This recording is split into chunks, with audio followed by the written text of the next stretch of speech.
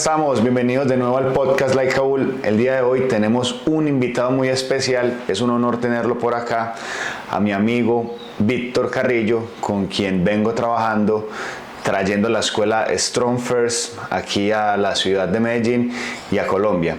Tengo el honor de presentarlo, él es fisioterapeuta, también es profesional en ciencias de la actividad física del ejercicio, tiene una maestría en fisiología del ejercicio, es estudiante de doctorado de fisiología del ejercicio, es Strong First Senior y es entrenador CSCS de la NCCA. Bienvenido, Víctor. Bienvenido por acá, hermano. Gracias, es un gusto, un placer y un honor estar acá con vos. Gracias por la invitación. No, el honor es mío, Vic. Para mí es un placer tener a una eminencia como usted aquí. Gracias, pero en el podcast y bueno, pues apenas estamos empezando y traer allá a personas de tu nivel académico es muy gratificante. Muchas gracias, lo recibo con cariño y con mucha humildad. Básicamente creo que somos de los mismos, somos personas que nos apasiona mucho el estudio, nos apasiona mucho el tratar de la educación, impactarle la vida a las personas que confían en nuestro trabajo como preparadores físicos, como educadores físicos, como entrenadores. Sí, Vic. El día de hoy vamos a tocar un tema que tú fuiste el que me abrió la cabeza con el tema, porque, bueno, Víctor viene trabajando con la escuela de Strong First hace un tiempo y tuve la oportunidad de estar con él en una charla que me voló la cabeza y desde ese día yo dije, tengo un bache en mis conocimientos y he dedicado parte del tiempo de mis diarios estudios a entender un poquitico más de eso y creo que la mitocondria ha abierto mis posibilidades como entrenador y cómo mejorarle mucho la salud a las personas. Sin duda. Entonces, bueno, vamos a empezar a hablar sobre la mitocondria. Vamos a hacer una serie de preguntas aquí al máster. Y Vic, cuéntanos un poquitico más de esa historia de la mitocondria, de todo, de dónde parte y sale todo este tema de la mitocondria. Sí. Bueno, la mitocondria en sí es un ente, yo le llamo un ente. En realidad a mí me gusta usar la definición de estructura, una estructura dinámica, compleja, energética, metabólica, con funciones, con múltiples cualidades de funciones. Dentro de tal vez la teoría, lo más respaldado, ¿verdad? O lo que se considera más cercano a la verdad es la famosa teoría biosimbiótica, donde se dice que hace millones de años una bacteria insertó otra bacteria con propiedades oxidativas y en vez de matarla, pues creó la mitocondria.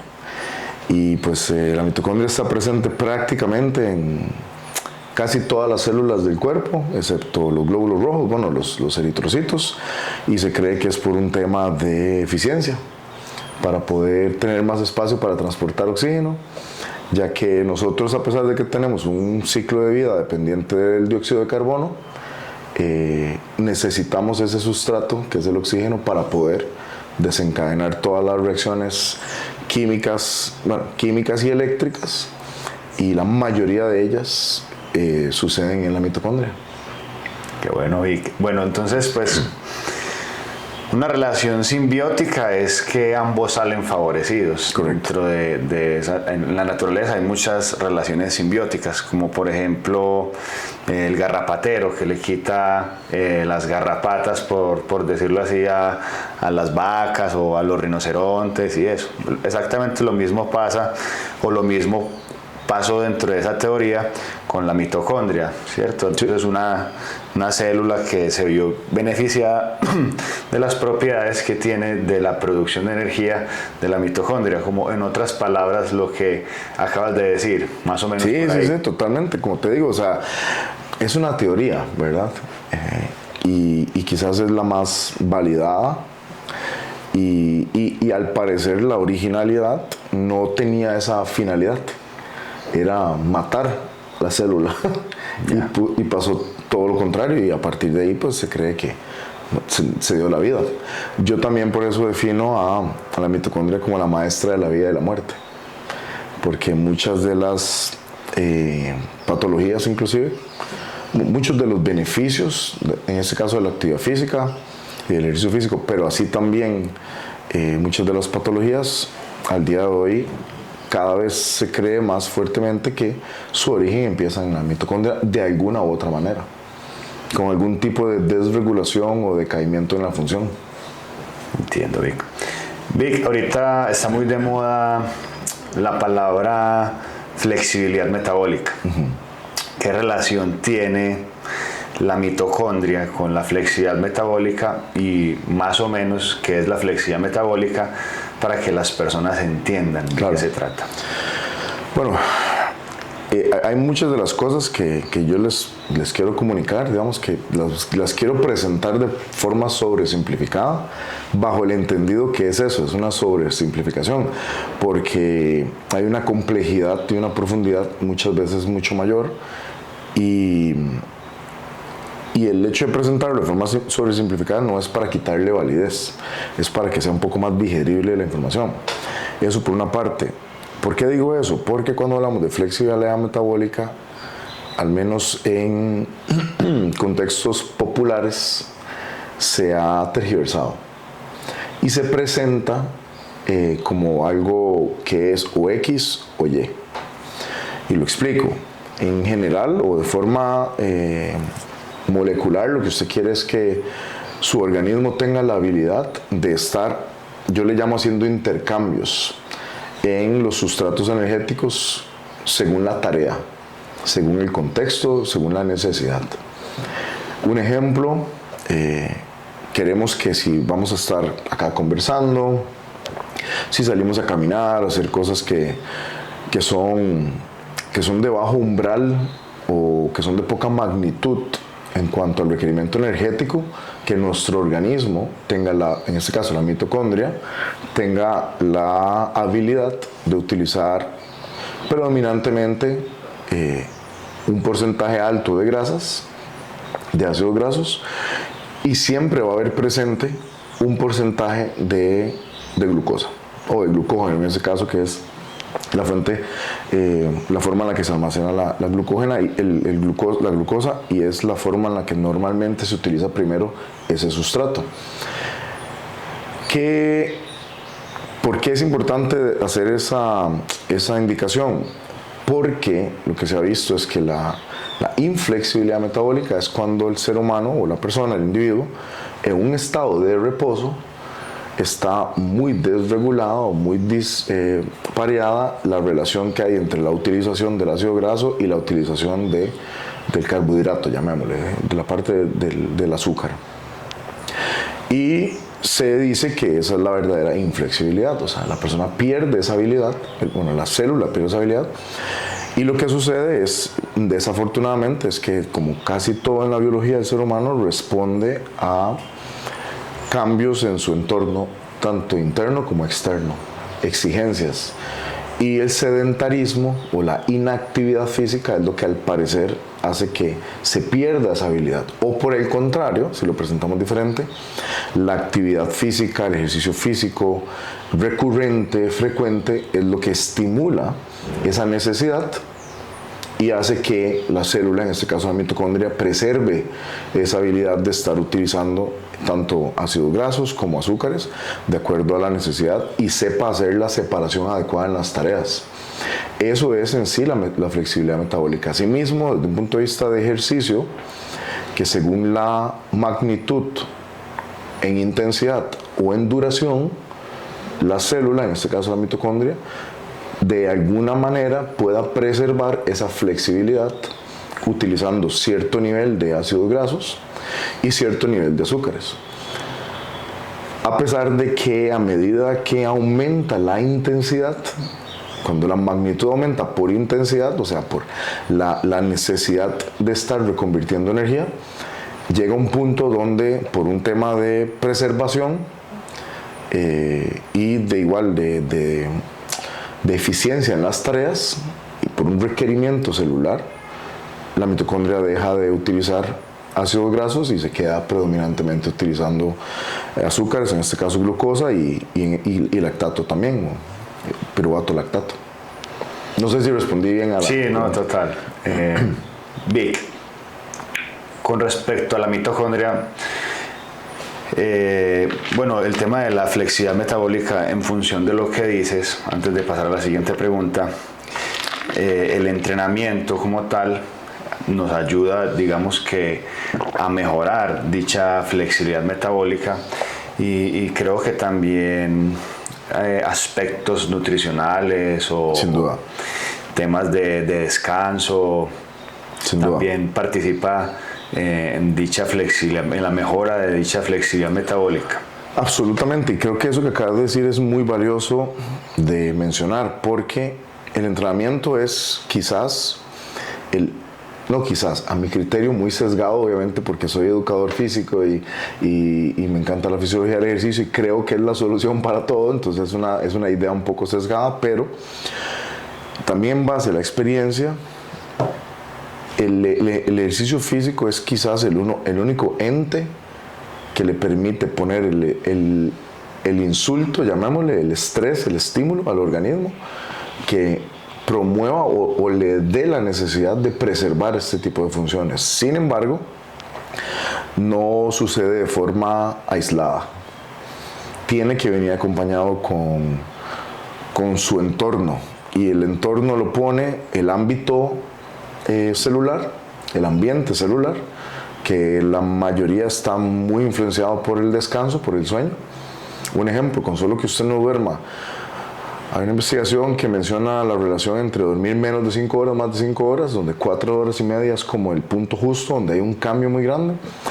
Una persona que duerme una noche 4 horas y media o menos, hay un aumento de hasta un 10 o un 20% en la glucosa en sangre, en el aumento de la glucosa en sangre. Y ese aumento es transitorio. ¿Pero es por qué? Porque el cuerpo está en un estado más de alerta y necesita energía más rápida, y la glucosa es una fuente rica, rápida, es oro en el organismo en cuanto a energía. Asimismo, cambios cuando no hay suficiente presencia de nutrientes, tanto micro como macronutrientes. Por eso el tema de la nutrición es crucial también, o sea, no se puede solo aislar el ejercicio. Sin embargo, creo que es quizás la palanca o el botón que nos permite crear mayores cambios por una necesidad en el entorno. Eso está relacionado también con el predominio del sistema nervioso simpático. Claro. Con una elevación del cortisol y eso. Claro, o sea, todo está... Recuerden, bueno, el ser humano es un ente sumamente complejo y no se puede aislar solo una cosa u otra. Y en el caso de la flexibilidad metabólica, pues ocurre lo mismo. Cuando hablamos del sueño, por ejemplo, hay una desregulación de la actividad parasimpática o una sobreregulación de la actividad simpática. ¿Por qué? Porque el cuerpo queda en un estado de alerta. Y en ese estado de alerta, bueno, cosas que se conocen del aumento en la actividad simpática o la upregulation es que hay una mayor actividad, o sea, se dice que hay una actividad hipercortisolémica, hipercatecolamínica, hiperadrenérgica, y por ende va a haber, y estas hormonas lo que hacen es responder a la necesidad del entorno, y lo que hacen es, una de las cosas que hacen es liberar mayor glucosa para que esté disponible. ¿Por qué? Porque mi organismo dice, ok, algo aquí está pasando, necesito estar alerta porque en cualquier momento voy a ocupar esta energía. ¿Cuál es el problema? Que si no hay actividad física, todos esos cambios suceden sin el requerimiento energético. Y es ahí donde inicia muchas veces problemas de inflamación crónica o problemas de estrés prolongado.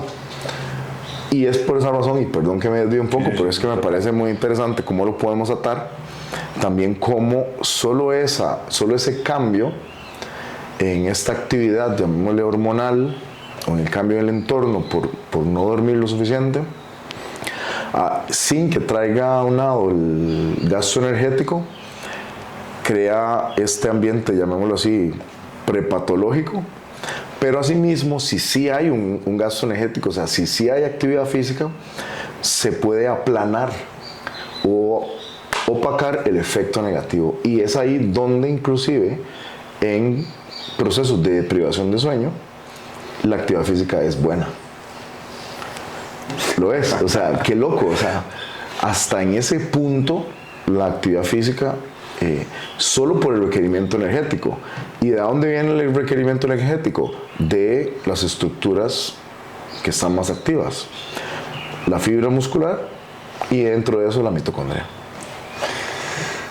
Una locura. Demasiado brutal. y me parece muy interesante también cómo el hecho de uno no dormir puede generar cambios a nivel de la glicemia y que pueda parecer una analítica, digamos que alterada y sin tener en cuenta, porque lo primero que la recomendación que le dan a las personas es, hey, tienes que empezar a hacer más ejercicio y tienes que empezar a comer mejor, pero tal vez el médico pasa por alto, muchas veces esta persona está descansando lo suficiente, esta persona tiene la cantidad de sueño correcta, me parece que es un abordaje muy integral. Yo siempre digo que es como una triada, así como el Padre y el Espíritu Santo, el ejercicio, la nutrición, el descanso. Absolutamente. Y muy bacano entender un poquitico más de, por ejemplo, algo tan simple y cómo el ejercicio puede también contrarrestar, pero ¿hasta qué punto, Vic? Pues creo que de pronto nos podemos salir un poquito del tema, pero si la persona sigue, digamos que con un déficit de descanso, digamos crónico, ¿qué tanto el ejercicio puede contrarrestar esa falta de sueño? Claro, es una muy buena pregunta. Tal vez la respuesta perfecta o concreta no la sé, porque a nivel de investigación han cambiado muchas cosas los últimos 10, 15 años. Hace 15 años se creía que la actividad física del ejercicio en estados de privación de sueño, en este caso el sueño que me estás preguntando, era contraproducente. Al día de hoy nos estamos acercando más hacia el lado de que puede ser más bien el ejercicio físico una palanca para contrarrestar esa deprivación de sueño. ¿Dónde se ha visto eso? Se ha visto en dos grandes tipos de poblaciones, al menos que yo conozca de esas investigaciones. Uno en militares de los Estados Unidos, y en personal médico. Entiendo. Personal médico que por jornadas de trabajo pues no tienen otra opción más que estar alerta por más horas de lo que deben. Muchos de ellos hacen jornadas, bueno, ya está cambiando, al menos en Estados Unidos, no sé acá en este sistema. En Costa Rica el sistema sigue siendo un poco más arcaico, por así decirlo, en el sentido de que médicos aún hacen jornadas de 36 horas, lo cual es brutal. En este tipo de poblaciones se ha visto que pequeñas pausas activas con poco de actividad física crea un poco de aplanamiento. ¿Por qué? Porque resulta que el músculo tiene propiedades endocrinológicas, paracrinológicas y autocrinológicas. Sí. Dentro de las endocrinológicas es que funciona como una hormona también señalizadora, pero también el músculo, al estar activo, consume un poco de estas corrientes o esos torrentes que hay energéticos y los reutiliza. Si la naturaleza es contráctil, o sea, de tensión, como más de fuerza, va a suceder una cosa. Si es más predominantemente aeróbica, va a suceder otra. Ambas se ha visto que funcionan bien para aplanar un poquitito esos efectos nocivos.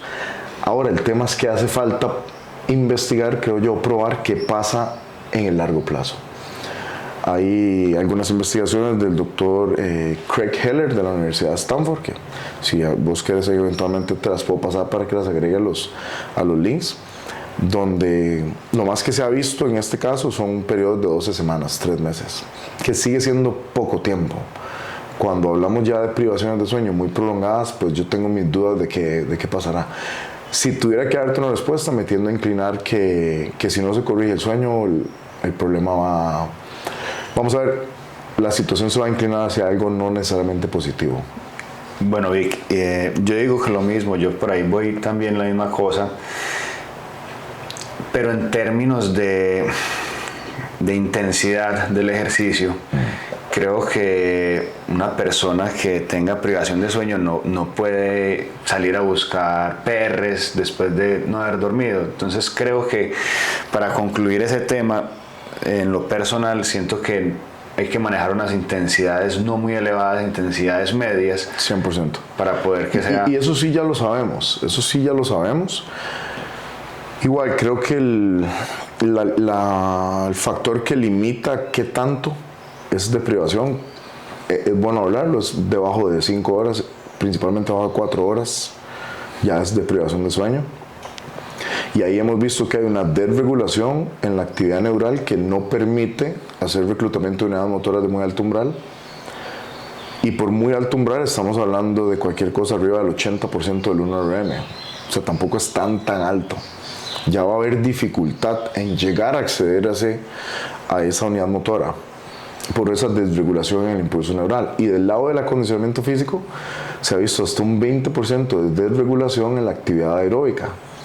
O sea, las enzimas transportadoras, las enzimas que se encargan, o los transportadores que se encargan de llevar la energía a la mitocondria, tienen una desregulación de hasta un 20%. Y es por eso que también la muy alta intensidad en cuanto a acondicionamiento físico es más difícil o no necesariamente sea la mejor opción cuando hay deprivación de sueño. Y por otro lado, este tipo de actividad física de muy alta intensidad del lado de acondicionamiento físico tiende a ser adrenérgica, más catecolamínica, más hipercortisolémica, ¿cierto? Porque ocupa más energía, más rápido y normalmente viene aunado a una necesidad glucolítica más grande.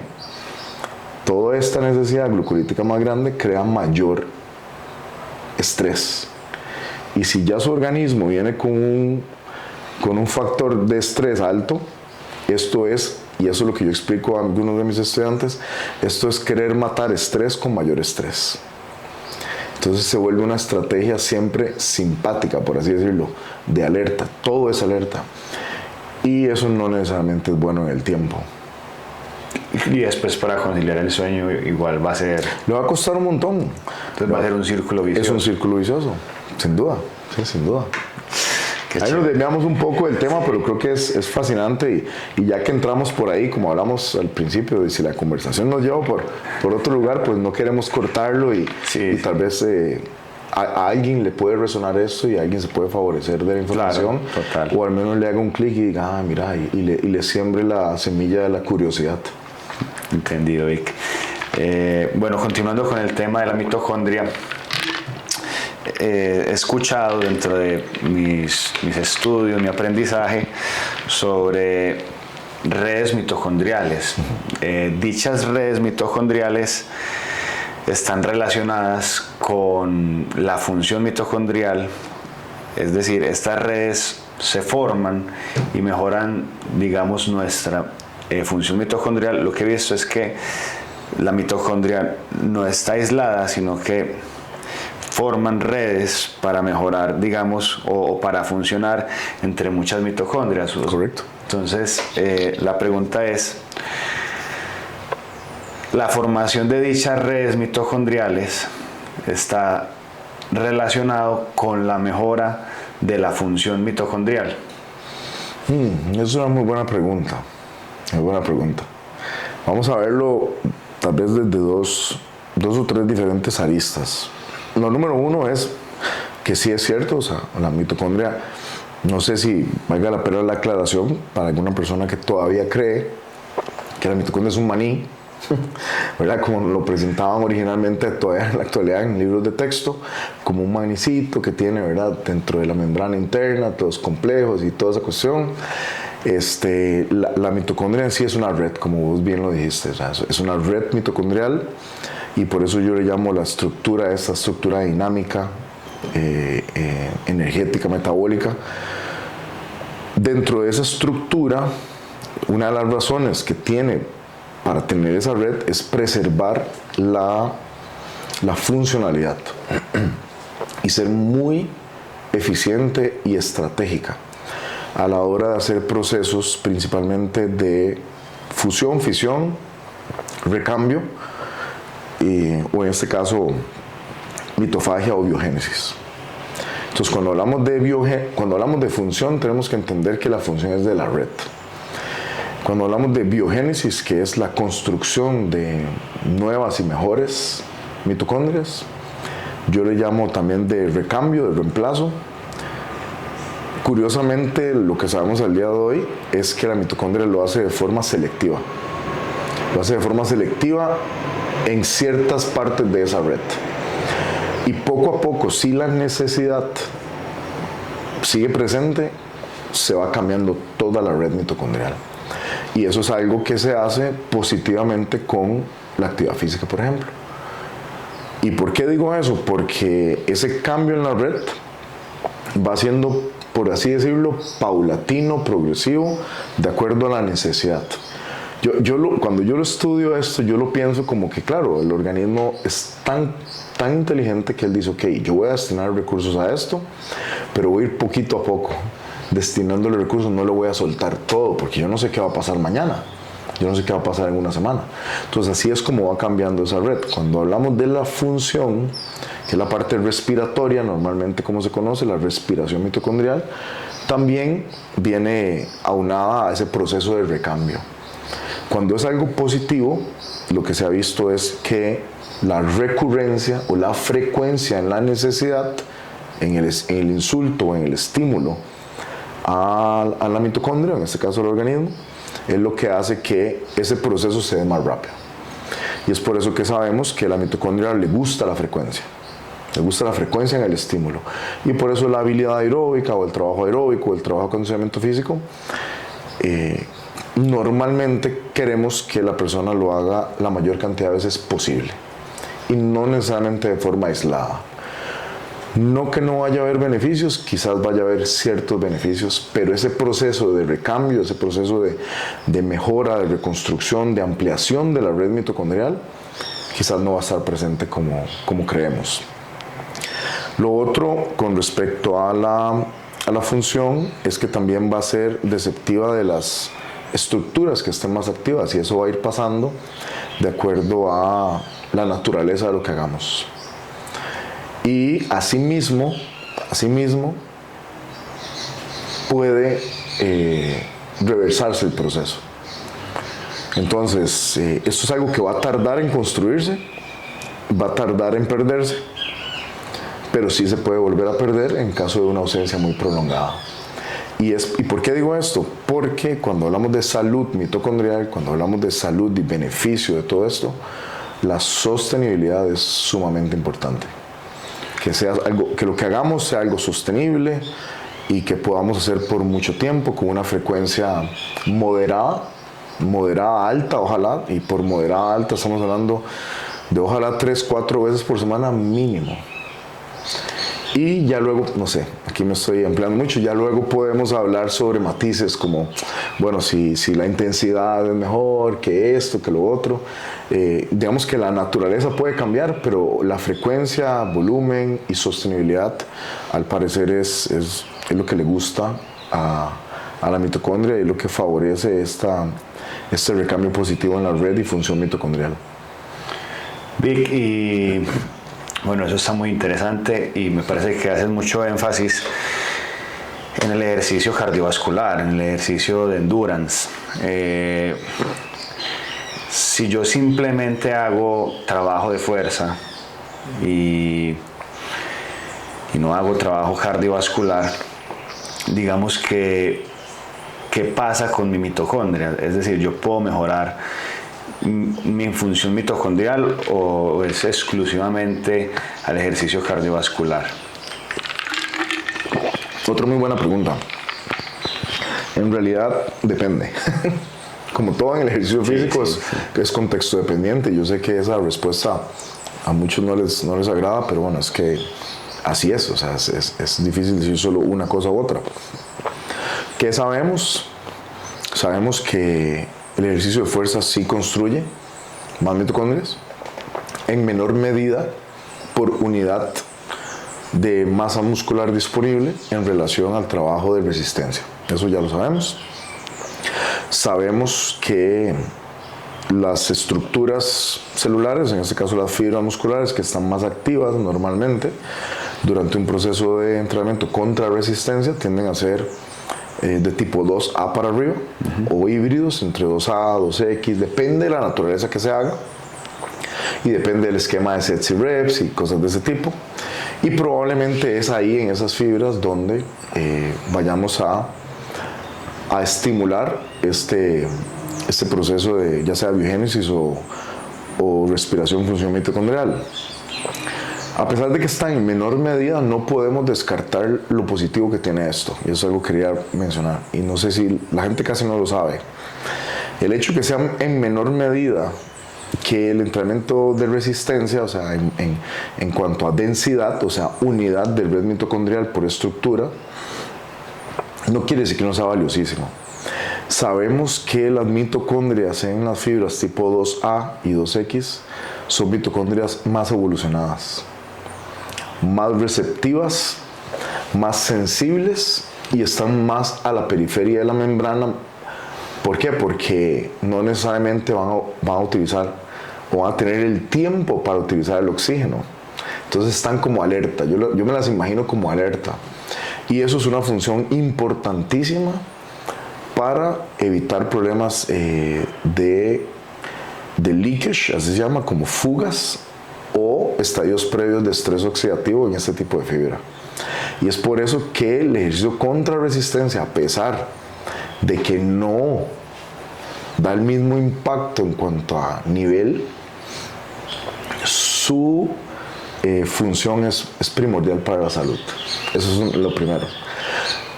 ¿Qué digo yo? En vez de pensar en una u otra, tratemos de hacer las dos. ¿Para qué quedarnos solo con un mundo si podemos tener lo mejor de dos mundos? Si nuestra biología nos lo permite. Podemos hacer ejercicio contra resistencia y complementarlo con ejercicio de resistencia, aeróbico, y paulatinamente ir incorporando, llamo yo, diferentes insultos o diferentes estreses y estímulos dentro de ese espectro de la resistencia. No necesariamente casarnos solo con el HIIT, o casarnos solo con el LIT, o casarnos solo con el aeróbico suave prolongado, o sea, no. Pensemos en primero que esté presente. Ojalá que ambos estén presentes, luego que estén presentes de forma frecuente, luego de que esté presente de forma frecuente, que esté de forma frecuente prolongada, y ahora sí, empecemos a jugar con los insultos. A mí me encanta porque siempre con las conversaciones con Víctor me dejan la cabeza explotada. Yo digo que lo deja o más enredado o por lo menos más curioso. Mucho. Sí. Especialmente porque este tipo de fibras tipo 2 y todas las que se trabajan pues como en el trabajo de fuerza, son fibras que sean muy ricas en mitocondrias, como las fibras que son más oxidativas, como las fibras lentas. Entonces, claro, mejorarle la función mitocondrial a esas fibras que no son tan abundantes. La pregunta es ¿por qué? No sé si se lo pregunta. ¿Por qué? ¿Por qué es importante? Vos lo acabas de decir perfectamente. Por definición, estas son fibras glucolíticas, ¿verdad? Algunas glucolíticas oxidativas. Se alimentan, por ejemplo, las 2X, principalmente decimos que se alimentan de la fosfocreatina o el ATP que está ahí disponible nada más para agarrar. Pero ¿por qué es importante la mitocondria ahí? En el proceso de recuperación. La recuperación intracelular es 100% aeróbica. Y por eso tener mitocondrias más receptivas, más atentas, desde un punto de vista contráctil, entre mejor habilidad aeróbica tengamos, mayor sostenibilidad y repetitividad en la actividad anaeróbica, que ya por definición yo tengo mis conflictos con esa definición, pero de momento llamémosle anaeróbico. A pesar de que sabemos que en el organismo del ser humano no existe la anaerobiosis per se, existe el territorio no oxígeno dependiente y el territorio oxígeno dependiente. O sea, hay actividades que no requieren el oxígeno, muy pocas de paso. Una de ellas, ejemplo, la utilización de la fosfocreatina. ¿Sí? No necesita presencia, o sea, no necesita utilizar el oxígeno para desencadenar esas reacciones que hablamos de primero, químicas y eléctricas. Pero eso no quiere decir que no sea importante que esté ahí. y que la mitocondria no esté lista para hacer su trabajo.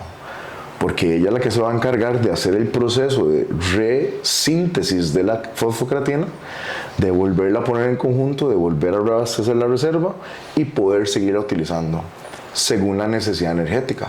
Y eso puede pasar en un periodo corto de tiempo o inclusive en periodos prolongados de tiempo.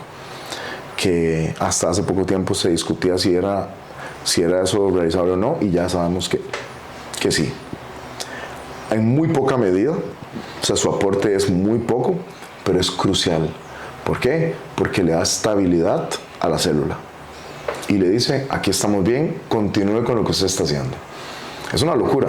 Hasta en eso importa la habilidad aeróbica y la función mitocondrial en este tipo de célula. Pero entonces yo quedo con una duda. Claro. Si yo voy a mejorar la función mitocondrial en las fibras tipo 2, tipo 2X, ¿con el ejercicio cardiovascular las mejoro o con el mismo entrenamiento de...? Bueno, vamos a desmenuzar igual. Cuando hablamos de cardiovascular, sí, estamos hablando de que va a haber una función central, sí, y una función periférica, ¿cierto? Ajá. La función central en esta definición, estamos hablando de corazón, pulmones y toda su red de venas y arterias. Y a nivel periférico estamos hablando de la red de distribución y luego la eficiencia en la distribución del oxígeno. Y por último, ¿qué pasa a nivel local? ¿Qué pasa a nivel local en la célula, en la fibra muscular? Cuando el ejercicio es más prolongado y mayor duración, se tiende a tener un umbral menor y depende de la habilidad del individuo y la intensidad del esfuerzo que va a determinar el requerimiento energético, asimismo va el reclutamiento de X o Y tipo de fibra. Y sabemos, una vez más, que la adaptación es específica, ¿cierto? La adaptación es específica. Entonces, para que haya el proceso adaptativo y por ende de mejora, queremos hablar de mejora, o vamos a homologar la adaptación con mejora, que no necesariamente siempre es así, porque existe la mala adaptación, pero bueno, en este caso de la adaptación positiva, va a ser de las estructuras que estén fisiológicamente más activas, ¿sí? Se van a favorecer casi que todas, por ejemplo, la biogénesis y la angiogénesis, vamos a hablar de que van casi que de la mano, digamos que van de la mano, sutil matiz, se van a construir o van a estar presentes mayormente en las fibras que están más activas. ¿Por qué digo eso? Porque puede que le funcione hasta cierto punto. Para mejorar específicamente la respiración, o sea, función mitocondrial, y aumentar un poco más la biogénesis o la reconstrucción de esta red mitocondrial en fibras tipo 2A y 2X o híbridos de ellas, ocupamos un insulto local mucho mayor. Y ahí es donde el famoso propuesta antiglucolítica de Yuri Verkhoshansky a mí me parece súper valiosa. Me parece súper valiosa porque él logró crear protocolos prácticos que le metan mayor insulto local a ese tipo de fibra, respetando su actividad y necesidad energética. Y ahí es donde los protocolos, como por ejemplo de potencia láctica y recuperación aeróbica, que fue la presentación que hablaste al principio que conversamos, que te causó un poco de curiosidad, es donde yo veo que es brutal. Pero es solo otra parte más del espectro. No quiero decir que solo eso se tenga que hacer. Total. Lo es. Pero si queremos entonces mejorar funcionamiento o biogénesis mitocondrial en este tipo de estructuras en específico, ese protocolo nos puede ayudar mucho. Pero ese protocolo se parece mucho a entrenamiento de fuerza muy bien regulado. Un ejemplo, de 3 a 5 reps con, no sé, de 2 a 3 minutos de descanso, con repeticiones que sean retadoras en carga, pero lejos de la fatiga, se parece mucho a ese entrenamiento láctico aeróbico, ¿cierto? Y es por esa misma razón que se crea la mejora en la mitocondria en este tipo de célula. ¿Cuándo se ha visto que no sucede tanto así? Bueno, cuando el régimen es muy extenso, un poco más glucolítico, por ejemplo, 8, 10, 12 repeticiones, con intensidades más moderadas, ahí se corta un poquitito ese proceso, no que no vaya a suceder. Porque si el entorno celular y el ambiente nutricional es el adecuado también, puede que suceda. Se me vienen 50.000 preguntas a la cabeza. Yo sabía. Vic, a ver, tengo otras preguntas ahí, pero creo que voy a hacer esta pregunta porque no me puedo quedar con la duda. Si yo estoy haciendo una distribución del ejercicio, por ejemplo, no sé, estoy haciendo cierta intensidad con miembros inferiores y cierta intensidad con miembros superiores, pueden ocurrir procesos contrarios. Estamos hablando de una naturaleza como contrarresistencia, como fuerza. Sí, perdón, sí. O incluso combinarlos. Ok. Por ejemplo, hago una serie de 3 repeticiones pesadas de peso muerto y enseguida voy y hago un esquí, por ejemplo, a un 60% de la intensidad.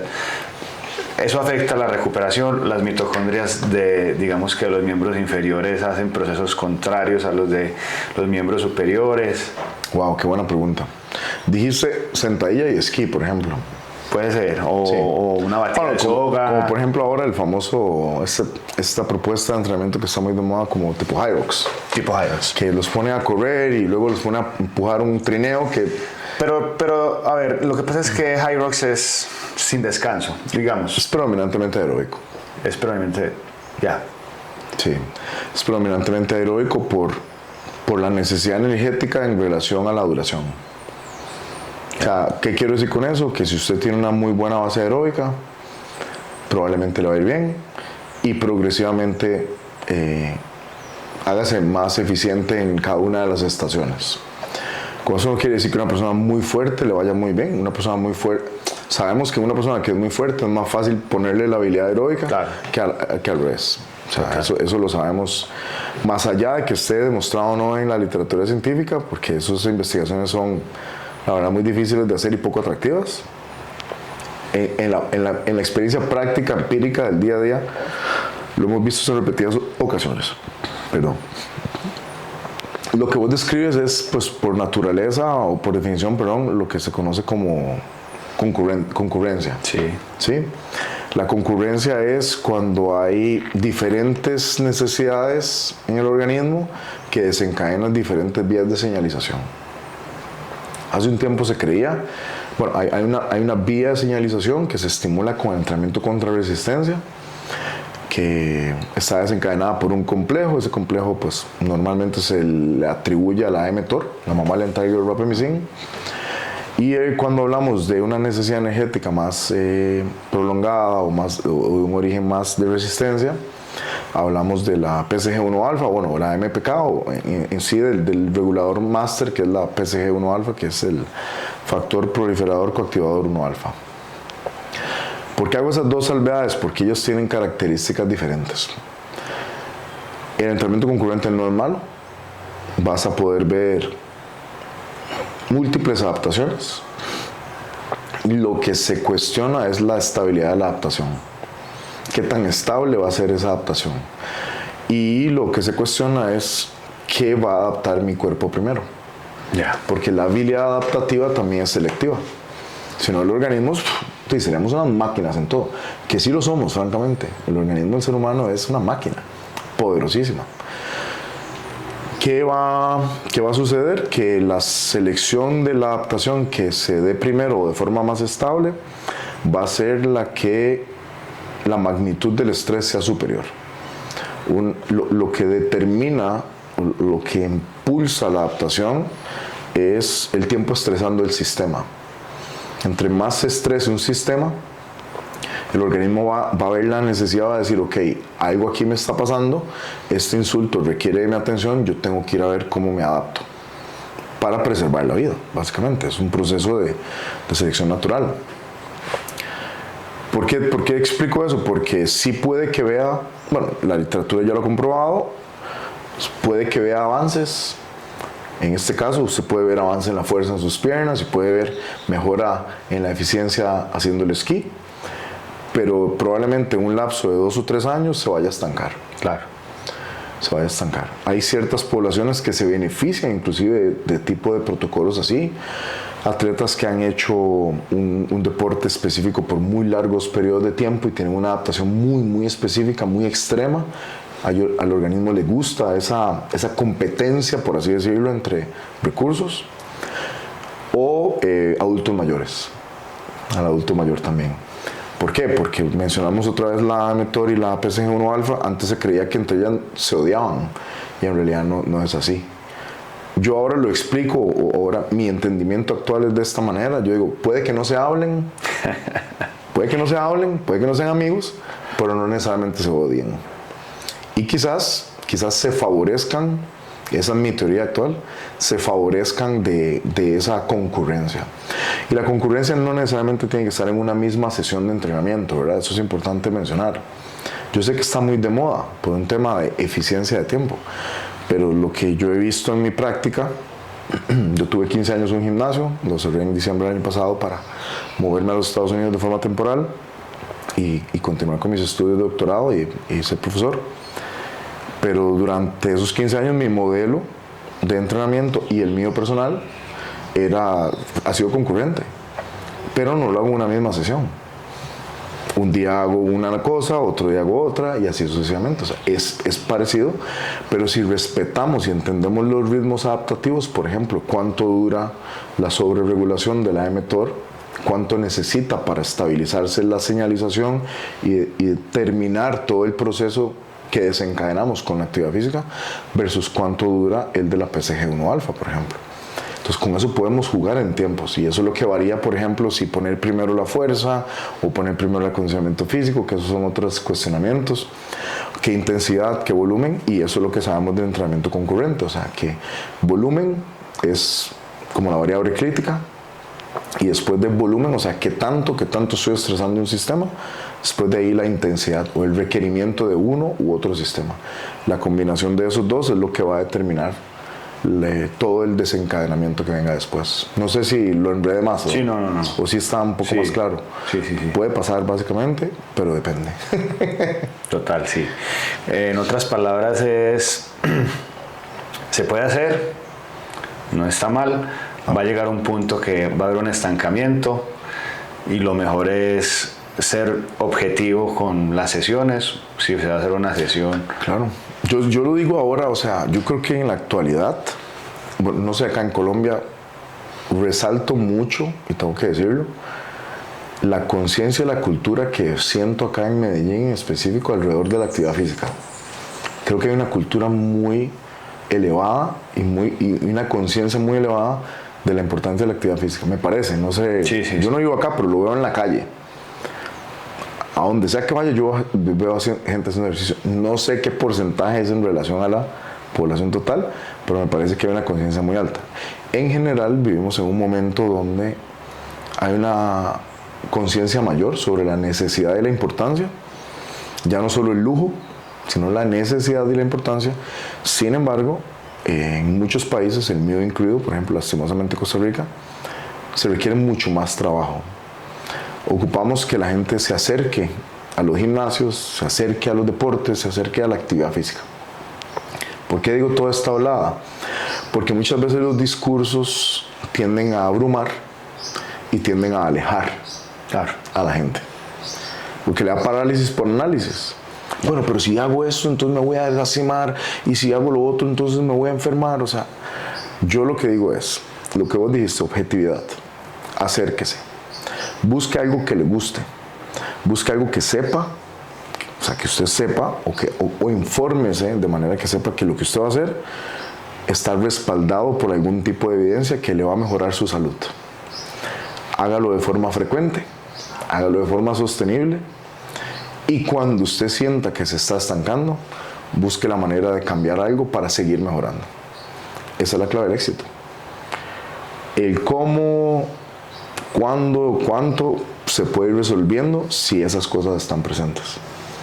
Si empezamos con las preguntas más complejas de buenas a primeras, no que esté mal, yo creo que mucha gente lo tiende más a alejar y a abrumar que a acercar. Entonces, lo primero es que estén cerca y que se queden.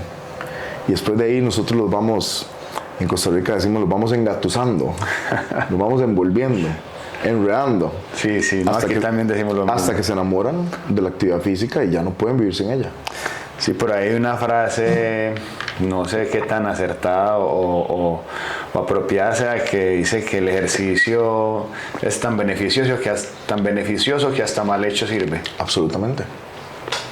Absolutamente, y por eso vemos ejemplos de cosas absurdas, loquísimas, que quizás son N1, llamo yo, una muestra de una persona, o sea, una persona la que lo puede hacer y listo, que inclusive brutalmente mal hechos dan resultados increíbles. Así que creo que eso está, lo respaldo, lo secundo, bajo el entendido de que si sabemos mejor, tenemos que hacer mejor. Claro. If we know better, we should do better, dice. Okay. Si sabemos mejor, debemos hacer mejor. Porque la gran finalidad siempre tiene que seguir siendo aumentar nuestra posibilidad de calidad de vida. Claro. ¿Cierto? Sí. O sea, yo, bueno, al menos ese es mi sentir y mi perspectiva, mi forma de ver esto. Más allá de que respeto mucho la parte estética y a la gente que eso le gusta y lo acerca también, pero no se puede comprometer el tema de la calidad de vida, o sea, calidad, cantidad, salud, eso tiene que ser la prioridad, creo yo. Muy importante. ¿Cierto? Sí. Bueno, Vic, y continuando con el tema de la mitocondria, que nos fuimos un poquitico del tema, función y biogénesis. Es diferente la programación, creo que con lo que hemos hablado puedo inferir lo que sí o que no. Ya no sé. pero hay un entrenamiento específico que mejore la función, creo que también puede ser dependiendo del tipo de fibras. Absolutamente. ¿Y hay algún entrenamiento específico que mejore la...? No solo de la fibra, porque la fibra se tiende a aislar más cuando es contra resistencia, pero también del requerimiento energético. También iba para allá. Sí. Sí. Perdón, te interrumpí. ¿Ya has terminado la pregunta? Sí, también iba a decir todo lo del descanso, la nutrición y lo demás, pero en cuanto a parámetros de entrenamiento. Para biogénesis y función. Exactamente. Es lo mismo si yo hago un entrenamiento específico o existe algún entrenamiento específico que yo diga, bueno, esto va a mejorar mi función, pero digamos que no voy a tener tanta biogénesis. Sí. O pueden ser procesos que ocurren de manera adaptativa juntos, de decir, bueno, si está mejorando la función a largo plazo puede que haya biogénesis. Muy buena pregunta. Igual, contexto dependiente. ¿En qué sentido? Depende del individuo. Número uno, del individuo. ¿Cuáles son las características y el ambiente del individuo? Ya. ¿Cuál es su habilidad bioenergética? ¿Cuál es su experiencia previa? Todo eso influye un montón. Más cuando hablamos de la mitocondria. ¿Por qué digo eso? Que no es lo mismo, digamos, Víctor Carrillo, yo jugué fútbol y fui judoka 16 años. Hice actividad física toda mi vida. Luego de ahí terminé y corrí un tiempo y luego me decanté por la fuerza, hice solo fuerza por 12 años y después de 12 años de predominantemente hacer fuerza, siempre hacía un poco de trabajo de acondicionamiento físico, pero no era la prioridad. Me volví a decantar ahora por corredor maratón, ¿cierto? Sí. Entonces ese contexto no es el mismo a una persona que tiene igual 43 años, pero nunca en su vida ha hecho nada. Claro. Entonces por ahí empieza la diferencia. ¿Por qué? Porque lo que sabemos es que el organismo es muy receptivo y la célula muscular tiene una cualidad y una característica brutal que la hace única, que es polinucleoide. O sea, tiene muchos núcleos por unidad de masa y esos núcleos se proliferan por recurrencia en la actividad física y por el estadio en el que se dio. Que sabemos que entre más temprana se dé la actividad física, mejor responde, es más responsive, o sea, responde mejor esa proliferación o ese aumento en el número de núcleos en la célula muscular. Y eso se queda en el tiempo. Por eso, les digo, la actividad física en estadios tempranos, en niños, es no negociable. Es crucial. ¿Para qué? Para que cuando seamos adultos tengamos mejores y mayores probabilidades de éxito. ¿Sí? Entonces por ahí empieza el cambio completo. O sea, no es lo mismo una persona que nunca ha hecho nada a una persona que sí. ¿Qué tipo de ejercicio influye mucho también? No es lo mismo una persona que tenga un background, una historia en algún deporte, no sé, de fuerza, más estático, a un deporte de resistencia en cuanto a biogénesis y función en las mitocondrias. Eso influye también. Ahora, para aterrizar la respuesta de que sí se puede hacer cosas que ya sabemos, que hay cosas que nos van a ayudar más con la parte de biogénesis. Igual en estos tipos de individuos, por ejemplo, en el individuo que está muy poco adaptado, en un principio cualquier cosa le va a ayudar con todo. Por eso hacer es mejor que no hacer. Claro. Haga y no se preocupe por qué, pero haga. Claro. Que sus primeros 2, 3, inclusive 5 años probablemente va a beneficiarse de lo que sea que haga. Y eso lo vemos en el día a día, ¿sí? Entre más avanzado esté entre más adaptado haya sido el organismo del individuo, entre más adaptado esté o entre más avanzado esté el individuo en cuanto a desempeño, hablemos de un espectro u otro, de la parte de contrarresistencia o la parte de resistencia, endurance. Asimismo, la especificidad en el estímulo toma mayor relevancia. Y ahí es donde podemos hablar, por ejemplo, cuando hablamos normalmente de respiración mitocondrial, no solo tiene que ver con el tipo de fibra, sino con requerimiento bioenergético. Entrenar en el espectro que llamamos de umbrales, entre el LT1 y el LT2, ayuda a la función mitocondrial. Asimismo, lo que más la aumenta más rápido es estar arriba del segundo punto de inflexión del lactato, que es el famoso territorio de consumo máximo. Sabemos que en ese territorio de consumo máximo el aumento en la función mitocondrial es más rápido. Yo argumento, es menos sostenible, eso sí. Es más rápido y más pronunciado, pero menos sostenible en el tiempo. Por eso creo que su dosis es una droga muy fuerte, así lo explico yo. El ejercicio en general es una droga poderosísima. Y no lo digo droga en una connotación negativa, lo digo en una connotación muy positiva, pero es muy poderosa. Entre más arriba estamos en ese espectro de la necesidad energética, en este caso ese territorio que está... No sé si tuve que haberme adelantado hasta ahí, pero bueno, hay que hablar de este mapa cardiometabólico y neuromuscular que está conjunto, donde tenemos 3 grandes dominios. Yo creo que 4, pero bueno, digamos que 3 grandes dominios. En la fisiología normalmente así es como se explica o se utiliza para temas de investigación. El dominio que está más hacia la izquierda mía es un dominio moderado, normalmente de baja intensidad. El dominio que está en el centro se conoce como el territorio de umbrales, que es un dominio alto. Y el dominio que está hacia la derecha es el muy alto o ya severa intensidad. Y luego podemos determinar un cuarto territorio que es el que pues, definitivamente no necesita del oxígeno para nada. O sea, no lo ocupa, no oxígeno dependiente. Entonces, en esos 3 dominios, el que le digo que creo que sabemos que va a estimular más función, o sea, respiración mitocondrial en personas ya muy adaptadas o más entrenadas o con un historial diferente, está entre el dominio del medio, que es el de umbrales, y el dominio de consumo de oxígeno.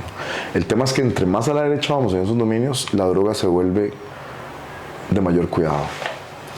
¿Por qué? Porque es dependiente de la dosis.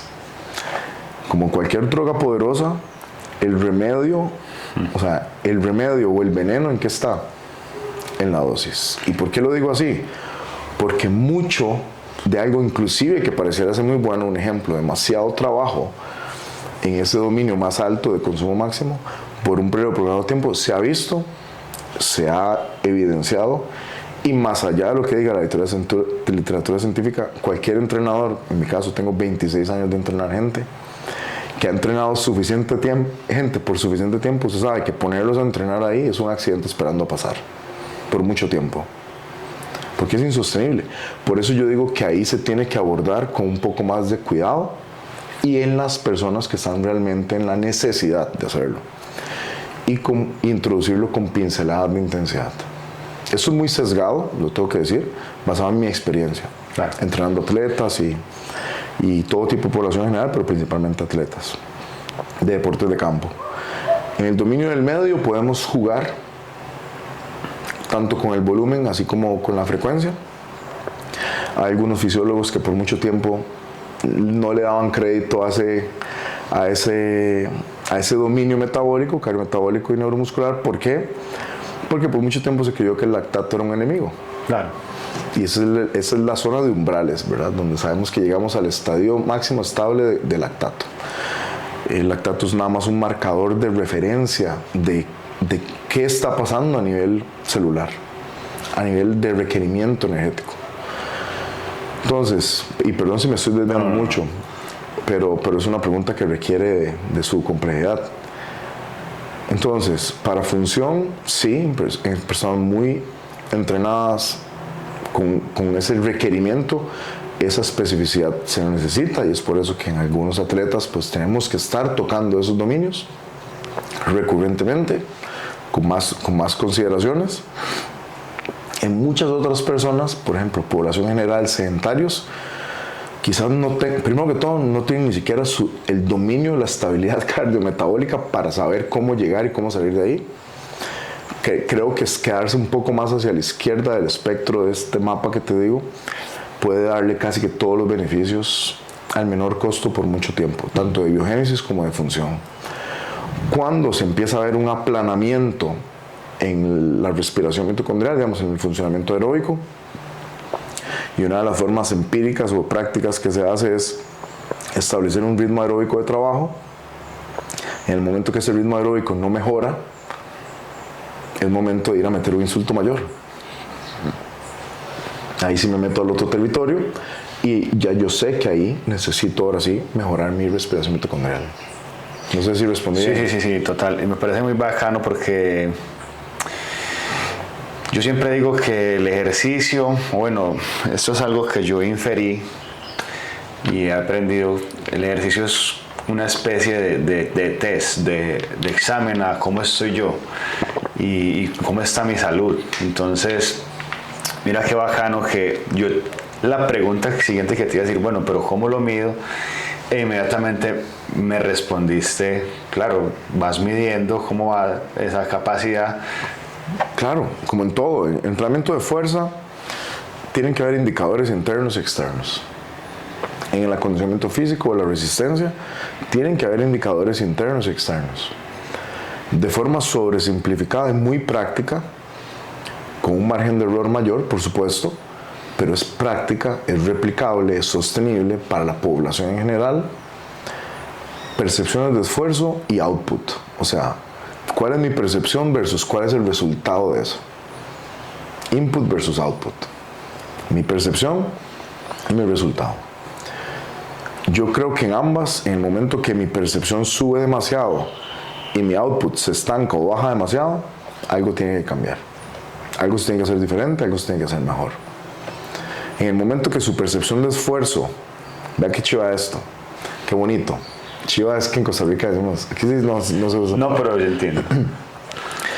Vea qué bonito esto. Usted puede jugar con esas dos cosas, el marcador interno y el externo.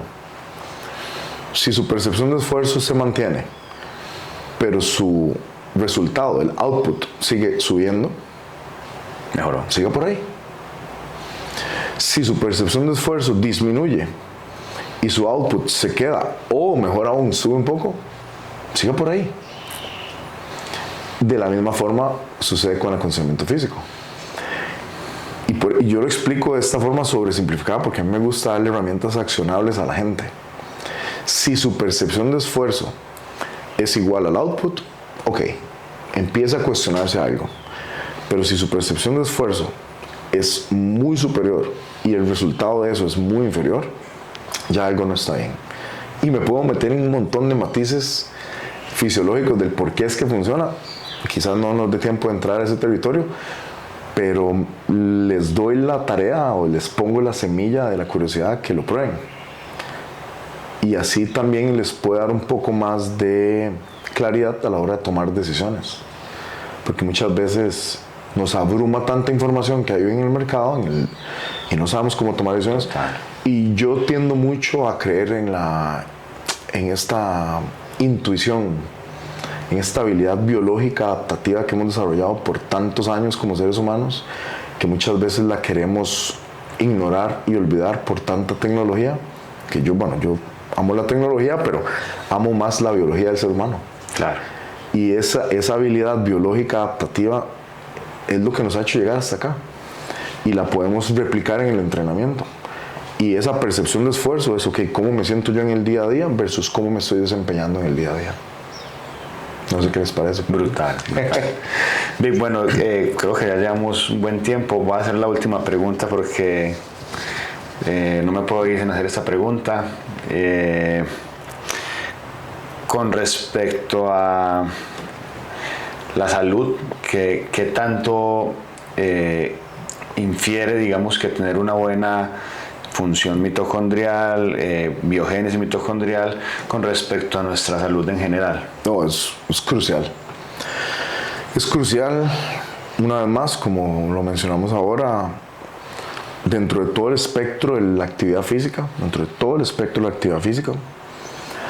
que es muy amplio y tiene muchos diferentes aristas, lo que podemos concluir es que haga lo que haga, tiene que estar presente. Tiene que estar presente el día de hoy. Y voy a decir un comentario muy fuerte, con mucho respeto, pero el sedentarismo es una enfermedad esperando manifestarse. El ser sedentario es una persona que está enferma, solo que aún no lo sabe. Es una persona que ya tiene ciertas manifestaciones a nivel molecular y a nivel celular que están esperando llegar a la superficie. Y es un tema fascinante, igual, es muy complejo, entonces tal vez no me puedo meter por ahí, sí, porque claro, duro una hora más, porque yo hablo mucho, ya se dio cuenta, porque esto me apasiona muchísimo. Entonces, el sedentarismo es una enfermedad esperando manifestarse. Y lo digo con cariño y respeto, pero con autoridad, porque la gente tiene que saberlo. ¿Por qué digo eso? Porque la actividad física, indiferentemente de donde esté en ese espectro, si es recurrente, es frecuente, es constante y sostenible, va a dar más cosas positivas que negativas. Y dentro de las cosas más positivas que da es el mantenimiento en la función y el número de mitocondrias. Y sabemos que mantener y cuidar a nuestra mitocondria es crucial para prevenir aspectos prematuros de envejecimiento celular, prevenir decaimiento o desregulación, llamémosle disfunción mitocondrial, que va eventualmente a producir algún tipo de estrés inflamatorio crónico pronunciado, y a partir de ahí una cantidad muy grande de patologías, la mayoría inflamatorias crónicas, hipertensión, diabetes. Al día de hoy inclusive se considera que el Alzheimer, bueno, no sé si lo sabes, pero el Alzheimer algunos investigadores le llaman diabetes tipo 3, porque es un problema en la regulación de la glucosa en el cerebro. Hasta en ese tipo de escenario, el funcionamiento y la presencia de mitocondrias que estén bien entrenadas, que respondan muy bien, que sepan hacer su tarea, es crucial. Y es por eso que la actividad física es fundamental para la sostenibilidad de la salud. Es más, a mí me encanta hacer statements así que le choquen a la gente. Es no negociable. Y para cerrar la pregunta, yo digo, el fortalecimiento, la fuerza tiene un gran propósito. Asimismo, el acondicionamiento físico le puede salvar la vida. ¿Por qué digo eso? Porque no haga una u otra, no las ponga una en contra de otra, póngalas a la par. Y si usted pone una a la par de la otra, no se tiene que preocupar por el resto. Esa frecuencia y esa sostenibilidad le va a dar lo que ocupa. No sé si igual respondí bien. Sí, total. Sí. Bueno, Vic, la verdad no me queda más tiempo porque ya llevamos mucho tiempo hablando. Quisiera en una próxima ocasión que vengas, claro, hacer una segunda parte de esta charla, porque no me queda, como ya lo dije, no me queda más tiempo para hacer más preguntas. Tengo como otras 50 preguntas más. Creo que hay que hacer por ahí otros hay que 3 hacer videos. una serie De mitocondria. Sí. Y no quiero quitarte más tiempo. Sé que tu tiempo es muy valioso y te agradezco pues por haber venido aquí a compartir conmigo en el podcast. Es un honor nuevamente para mí tenerte por acá. Y hermano, gracias, y a seguir aprendiendo de la mitocondria y de usted, que es un máster para eso. Gracias una vez más, primero que todo, por la gentileza de invitarme. Lo valoro, lo aprecio muchísimo. Me encantan este tipo de espacios, compartir con la gente, y me encanta apoyar a personas que tienen ese carisma, esa vocación y ese deseo tan grande por educarse y por educar a otros, por ayudar. Yo creo que esto es un interés genuino por ayudar de alguna manera, y te agradezco mucho también el espacio y el tiempo. Es un honor para mí, y pues aquí estaremos. Vic, muchísimas gracias, Brother.